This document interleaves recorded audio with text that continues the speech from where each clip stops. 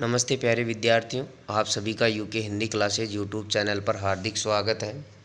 आज हम कक्षा 12 की आधार पुस्तिका आरोह भाग 2 के जो प्रथम पाठ है हरिवंश राय बच्चन का आत्म परिचय और दिन जल्दी जल्दी ढलता है, तो इसकी हम व्याख्या करेंगे और कवि परिचय को देखते हुए उसमें किस प्रकार अपनी रचनाएं लिखी हैं और इस हिंदी जगत में अपना महत्वपूर्ण योगदान दिया है।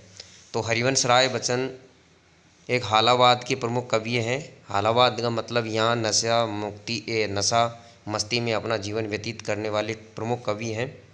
वे इस जीवन को हंसते हंसते नशे के रूप में इस जीवन को व्यतीत करते हैं और उनका जन्म 1907 इलाहाबाद में हुआ। उनकी प्रमुख रचनाएं इस प्रकार हैं: मधुशाला, मधुबाला, मधुकलश, निशा निमंत्रण, एकांत संगीत, आकुल अंतर। तो आप इस कवि परिचय को देखते हुए हम इस पाठ को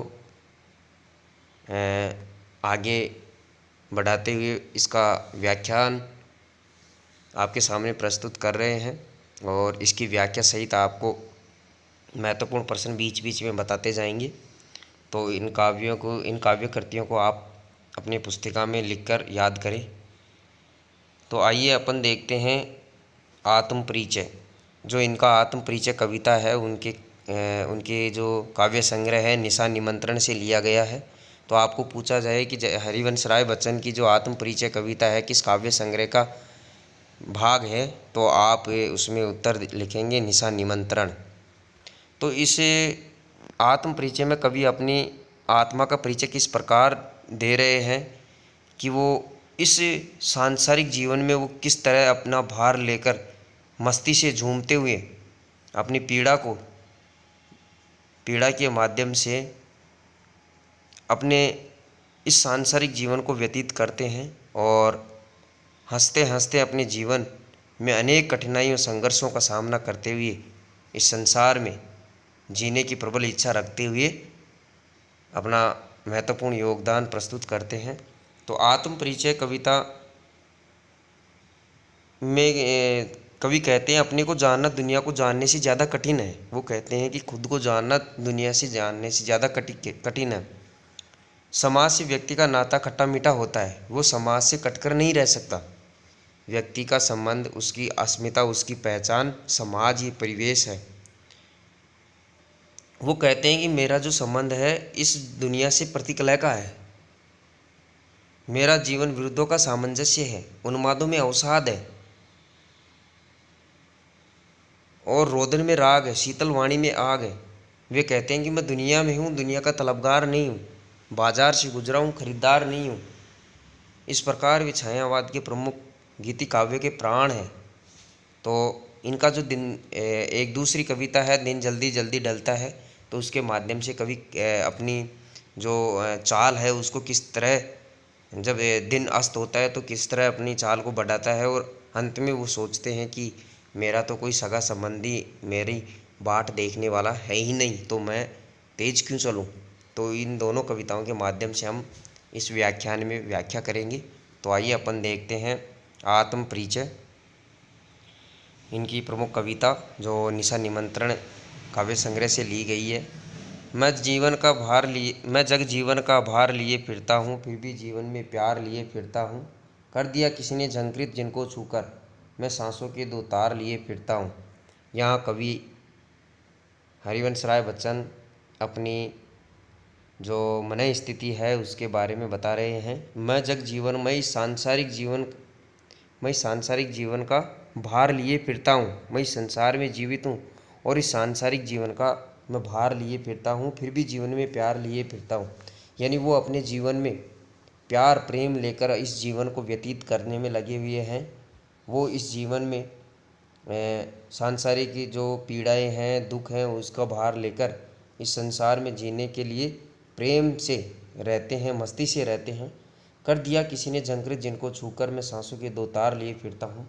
यहाँ कवि दो सांसों के तार से उनका आशय है कि जो दो जो जीव इसका अर्थ अपन लगा सकते हैं जीवन सांसों की दो तार से मतलब है अपना जीवन किस तरह, मतलब जीवन की मतलब जो सांस लेना और सांस निकालना, इसका एक शाब्दिक अर्थ में पूछा जाए तो जीवन है इसका अर्थ। दो सांसों का मतलब है जीवन, यानी वो किस तरह इसे मतलब सांस का आना और जाना किस तरह इनको किसी ने छूकर, उसके जो सगा है संबंधी है उसने इसको छूकर झंकृत कर दिया है। जिस प्रकार किसी वाद्य यंत्र के तारों को छूने से उसमें ध्वनि उत्पन्न होती है, तो वहाँ के जो सारा वातावरण है वो भी एक उल्लास भरा हो जाता है। उसी प्रकार उन्होंने कहा है कि मैं सांसों के दो तार लिए फिरता हूँ, यानी मैं इस संसार में जीने के लिए सजग हूँ, तैयार हूँ। चाहे मुझे कोई सी भी परेशानी हो, कोई चुनौतियाँ हो, कोई संघर्ष हो, फिर भी मैं जीवन इस संसार रूपी सागर में मैं अपना जीवन व्यतीत करता हूँ। मैं स्नेह सुरा का पान किया करता हूँ, मैं कभी न जग का ध्यान किया करता हूँ। जग पूछ रहा उनको जो जग की गाते, मैं अपने मन का गान किया करता हूँ। मैं स्नेह सुरा, इसमें रूपक अलंकार है, स्नेह रूपी सुरा, और ये जग जीवन में भी रूपक अलंकार है।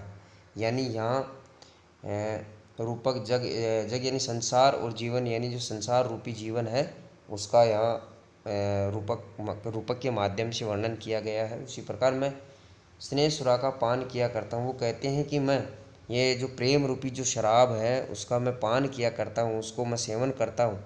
मैं कभी न जग का ध्यान किया करता हूँ, और मैं इस संसार की जो जो विडंबनाएँ हैं, इस संसार की जो घटनाएँ हैं उनका मैं ध्यान नहीं करता हूँ। कोई इस संसार में क्या करता है मुझे उससे कोई मतलब नहीं है। मैं अपने इस प्रेम में मस्ती से जीता रहता हूँ। जग पूछ रहा उनको जो जग की गाते, जो ये संसार है वो उन्हीं को पूछता है। किसको पूछता है? जो उस संसार की बड़ाई करता है, उसकी चापलूसी करता है, उसी को ये संसार पूछता है। और जो उसकी बढ़ा चढ़ा के उसकी बड़ाई करते हैं उसे ही वो संसार पूछ रहा। मैं तो अपने मन का गान किया करता हूँ। वो कवि कहते हैं कि मैंने तो अपने मन का गान किया है। मैं निज उर के उद्गार लिए फिरता हूँ, मैं निज उर के उपहार लिए फिरता हूँ। है यह अपूर्ण संसार न मुझको भाता, मैं स्वप्नों का संसार लिए फिरता हूँ। कवि बच्चन कहते हैं कि मैं अपने निज यानी स्वयं के उर यानी हृदय में, उद्गार यानी जो नशा है, जो नशा है, जो मस्ती है, जो दीवानगी है, उसे लिए फिरता हूँ। और उन उपहारों को लिए फिरता हूँ, उन हृदय में उन उपहारों को लिए फिरता हूँ। और ये संसार मुझे अपूर्ण, ये जो संसार है ये मुझे अपूर्ण लगता है। क्यों? क्योंकि ये संसार किसी की चापलूसी करने में लगे रहते हैं, तो ये मुझे सारा संसार अपूर्ण लगता है, पूर्ण नहीं है। मैं स्वप्नों का संसार, और कवि कहते हैं कि मैं तो अपने मन में जो स्वप्न हैं उनको इस संसार में बनाकर फिरता रहता हूँ। मैं स्वप्नों को संसार लिए फिरता हूँ, यानी कवि कहते हैं कि इस संसार में मेरे स्वप्न ही सबसे सर्वश्रेष्ठ हैं, उनका ही मैं पान किए करता हूँ और उनको ही लेकर घूमता फिरता रहता हूँ। मैं जला हृदय में अग्नि दहा करता हूँ, सुख दुख दोनों में मग्न रहा करता हूँ। जग भव सागर तरने को नाव बनाई, मैं भव मौजों पर मस्त बहा करता हूँ। भव मौजों का यहाँ है सागर रूपी लहरें, सागर की जो लहरें हैं, मौजें हैं, यानी लहरों के लिए यहाँ इशारा किया गया है कवि ने। और भव सागर यानी ये संसार रूपी सागर। यहाँ कवि जो इस संसार से तरने के लिए किस प्रकार हथकंडे अपनाते हैं, किस प्रकार नावें बनाकर इस संसार को पार करने की सोचते हैं, वहाँ कवि उस संसार की जो लहरें हैं उसके माध्यम से ही इसको पार करने की सोचते हैं और उसमें मस्त रहते हैं। कवि कहते हैं कि मैं जला हृदय में अग्नि दहा करता हूँ, मैं अपने हृदय में अग्नि यानी जो चुनौतियाँ हैं, संघर्ष हैं, उनको जलाकर सुख दुख दोनों में मग्न रहता हूँ। उन चुनौतियों को स्वीकार कर सुख और दुख दोनों में मग्न रहने की कोशिश करता हूँ।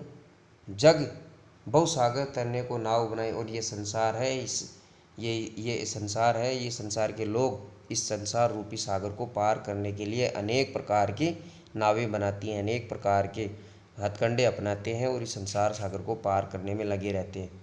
और कवि कहते हैं कि मैं तो अपनी जो ये संसार रूपी जो सागर की लहरें हैं उसी को ये माध्यम बनाकर उसको पार करना चाहता हूँ।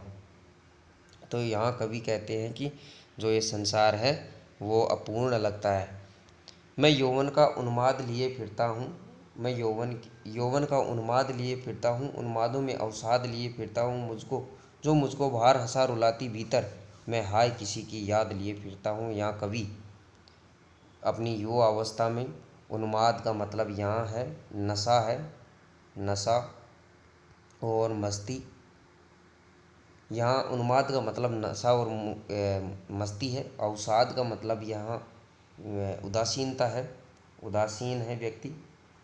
कवि कहते हैं कि मैं यौवन का उन्माद यानी मैं युवा अवस्था में उन्माद, नशा, मस्ती के माध्यम से इस जीवन को व्यतीत कर रहा हूँ। उन्मादों में, इन उन्मादों में यानी इस मस्ती और नशे में अवसाद यानी उदासीनता भी लिए फिरता रहता हूँ। यानी वो कवि कहते हैं कि मैं इसे मस्ती और नशे में इस जीवन को व्यतीत करते करते उस जीवन में थोड़ी सी उदासीनता, थोड़ी सी शीतलता भी लिए फिरता रहता हूँ।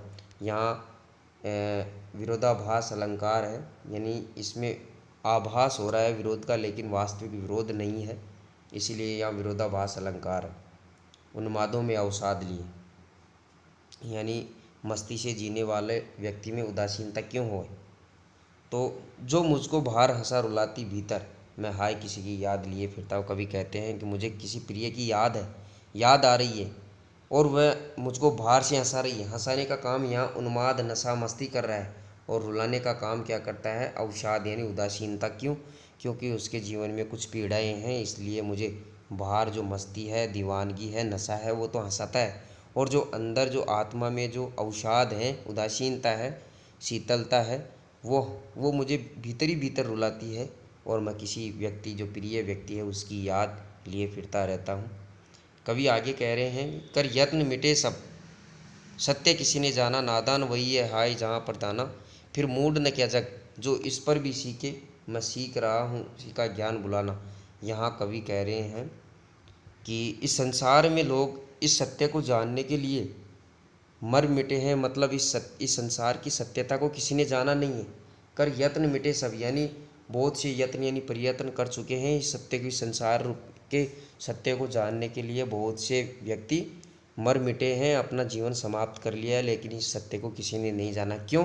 क्योंकि नादान वही है हाय जहाँ पर दाना, क्योंकि वहाँ के जो लोग हैं उस सत्य को जानने वाले जो नादान हैं, वो नादान व्यक्ति क्यों है? क्योंकि वो जहाँ पर जिस प्रकार की स्वार्थ की चीज़ें मिल जाती हैं, जहाँ दाने का मतलब है स्वार्थ है, यहाँ स्वार्थ, जो निजी स्वार्थ है, ऐश्वर्य है, यहाँ कवि कहते हैं कि नादान है वे जो इस संसार के सत्य को जानना चाहते हैं, क्योंकि वे अपने स्वार्थों के रूप में, अपने ऐश्वर्य के रूप में उस संसार की सत्यता को जानने की पहचान कर रहे हैं, लेकिन ऐसा नहीं होना चाहिए।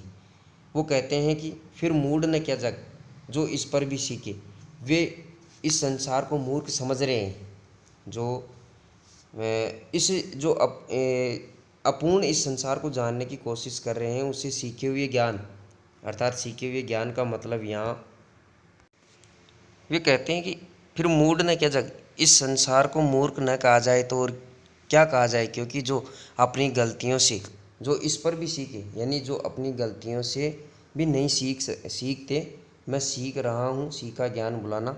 मैं इस अपूर्णता को, इस सांसारिक जीवन की अपूर्णता का मुझे ज्ञान हो गया है और उस अपूर्णता को मैं भूलने की कोशिश कर रहा हूँ। यानी फिर मूढ़ न क्या जाने जग, यानी ये संसार है जो ये मूर्ख है, क्योंकि जो इस अपूर्णता को नहीं जाना, और मैं हूँ जो इस सांसारिक अपूर्णता का ज्ञान होने के बाद मैं इस सीखे हुए ज्ञान को बुलाने की कोशिश कर रहा हूँ। मैं और जग और कहाँ का नाता, मैं बना बना कितने जग रोज मिटाता, जग जिस पृथ्वी पर जोड़ा करता वैभव, मैं प्रतिपक्ष से उस पृथ्वी को ठुकराता। यानी कवि कहता है कि मैं और यानी अन्य के लिए है, और जग और दूसरा, और कहाँ का नाता, इसका अर्थ भिन्न है। यहाँ और यहाँ यमक अलंकार है, यानी इसमें तो तथा का अर्थ है दोनों में, और इसका अर्थ है भिन्न। मैं और जग और कहाँ का नाता, मैं बना बना कितने जग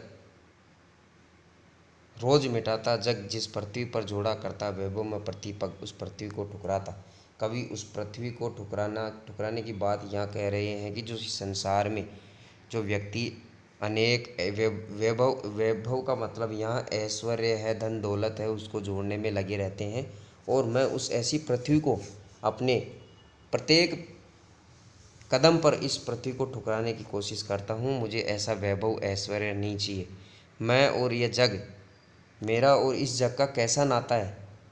मैं इस प्रकार के जो को रोज़, इस प्रकार के जग को मैं रोज़ बनाता हूँ और मिटाता रहता हूँ, क्योंकि इस संसार में वे लोग ऐश्वर्य और अपने धन इकट्ठे करने में लगे हुए हैं। और पृथ्वी ऐसा मुझे ऐसा धन ऐश्वर्य मुझे नहीं चाहिए। इसलिए वे इस जग को और अपने को इस जग में नाता नहीं बताते हैं। वे कहते हैं कि मैं इस जग को प्रतिपल ठुकराता रहता हूँ, मुझे ऐसे पृथ्वी को ऐसे वैभव की जरूरी नहीं है।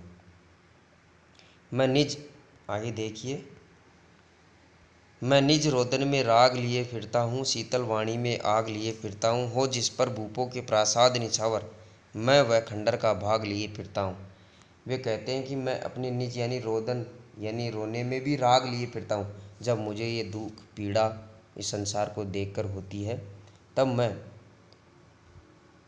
शीतल वाणी में आग लिए फिरता हूँ। वे कभी कहते हैं कि मेरी वाणी, मेरी जो कोमल और शीतल वाणी है, उसमें भी मैं आग लिए फिरता हूँ, यानी संघर्षों के साथ लड़ने के लिए मैं तैयार रहता हूँ।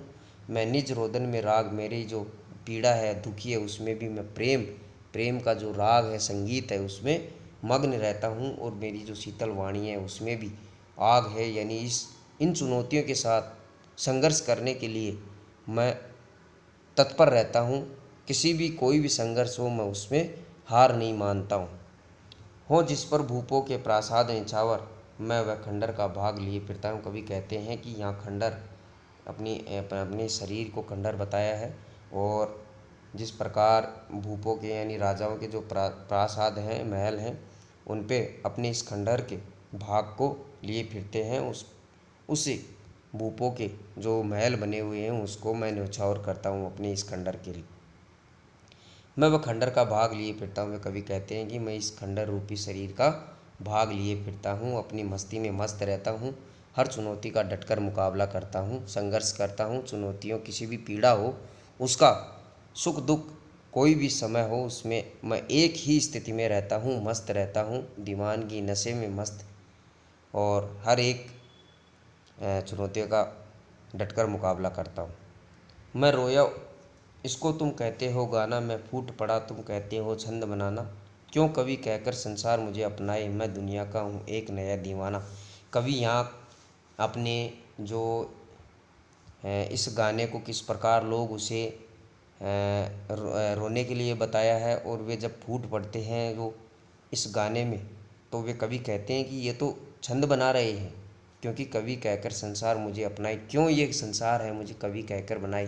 वो कहते हैं कि ये तो मैं अपनी आत्मा के जो शब्द हैं, उनको मैं आपके सामने व्यक्त गीत के माध्यम से कर रहा हूँ।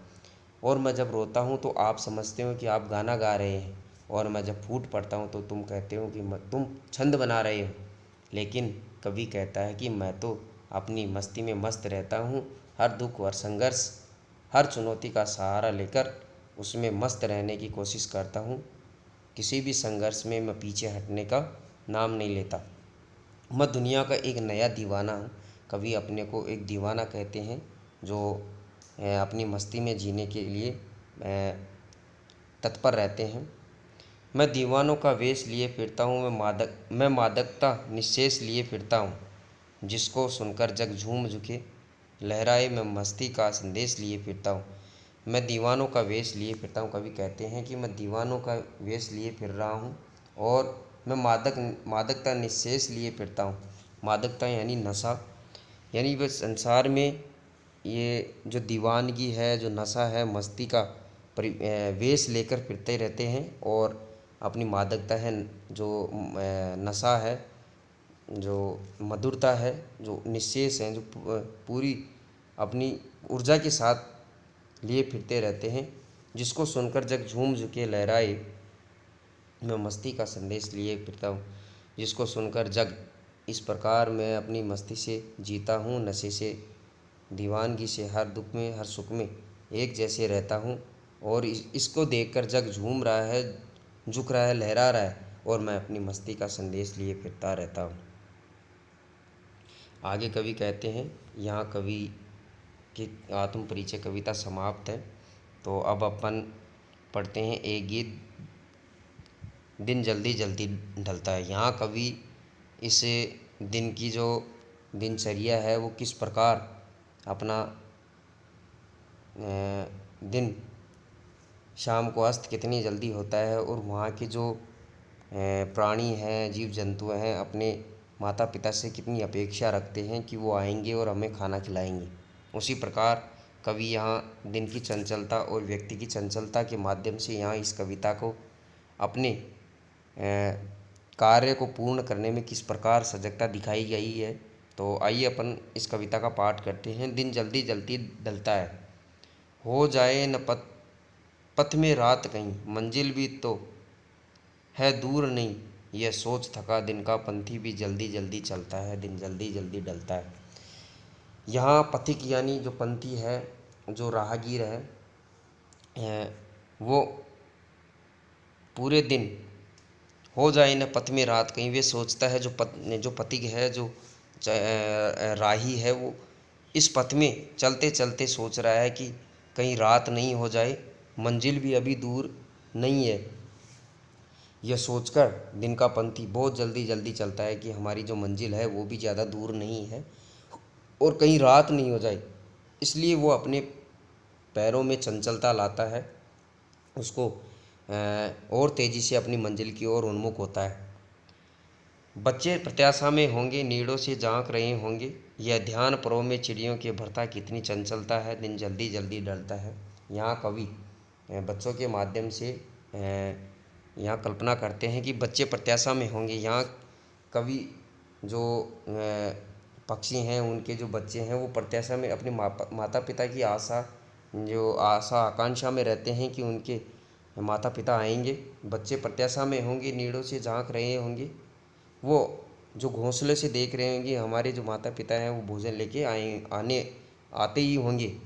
ये ध्यान प्रो में चिड़ियों के भरता कितनी चंचलता, और वो चिड़ियाँ ये सोचती हैं कि अपने बच्चे नीड़ों से झांक रहे होंगे और वो उनकी आशा लगाए हुए बैठे बैठे उनकी राह देख रहे होंगे। इस प्रकार वे अपनी इन परों में चंचलता भरते हैं और तेज़ी से ये सोचकर चलते हैं कि अपने बच्चे वो हमें राह देख रहे हैं, और इसी प्रकार दिन जल्दी जल्दी ढलता है। मुझसे मिलने को कौन विकल, मैं हूँ किसके हित चंचल, यह प्रश्न शिथिल करता पद को भरता उर्मे विह्वलता है, दिन जल्दी जल्दी ढलता है। विकल यहाँ है व्याकुलता, यानी मुझसे मिलने को कौन, कवि कहते हैं कि मुझसे मिलने के लिए तो कोई व्याकुल ही नहीं है, कोई व्याकुल नहीं है। मैं हूँ किसके लिए चंचल, मैं किसके लिए चंचलता करूँ, मैं किसके लिए तेज़ी से अपना कार्य करूँ कि मुझसे मिलने के लिए कोई है ही नहीं, मैं तो इस संसार में अकेला हूँ। यह प्रश्न शिथिल करता पद को, और कवि कहते हैं कि यह तो मुझे और धीरे कर देता है, यह प्रश्न मुझे धीरे करता है, क्योंकि मैं सोचता हूँ कि मुझे जो मेरी व्याकुलता है, मेरी व्याकुलता है ही नहीं, क्योंकि मुझे मेरी जो बाट देखने वाला तो कोई है ही नहीं। बरता उर्मे विह्वलता, यह जो मेरे हृदय में विह्वलता यानी ये एक आतुरता भरता है, दिन जल्दी जल्दी ढलता है। कवि यहाँ दिन की समाप्ति के लिए कहते हैं कि मुझे तो कोई मेरी तो बाट जोहने वाला कोई है ही नहीं, तो मेरी ये चंचलता भी बिल्कुल कम हो जाती है। तो आप सभी को ये व्याख्या समझ में आई होगी। बहुत बहुत धन्यवाद। हमारे YouTube चैनल पर आप सभी साथियों के सहयोग से हम आगे वीडियो बनाते रहेंगे और अपना